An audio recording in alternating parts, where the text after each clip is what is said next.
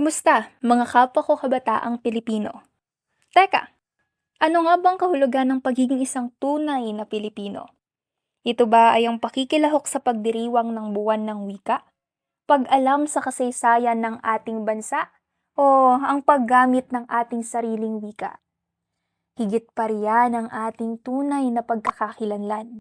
Ito ay higit sa pag-alam sa lupang iyong tinubuan. Kasaysayan?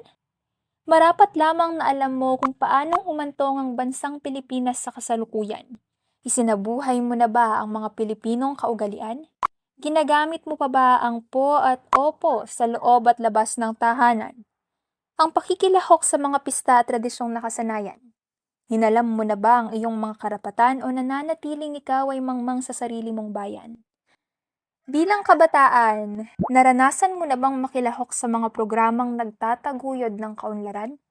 Alam mo ba ang mga kasalukuyang issue na nagaganap sa lipunang ating ginagalawan? Napaisip ka na ba sa kung ano ang mga hakbang na maaari kang makiisa tungo sa kaayusan? O wala kang pakialam dahil sabi mo, trabaho nila iyan? Ang dugo ay isa lamang sa maraming basihan. Ang pakikibahagi at paglalaan ng kakayahan ay may malaking bahagdan. Isa kang Pilipino dahil sa iyong pinagmulan. Subalit, may tuturing ka bang huwarang mamamayan? Tinatamasa mo ang napakaraming karapatan. Subalit tandaan lamang na ito ay may kalakip na responsibilidad sa lipunan.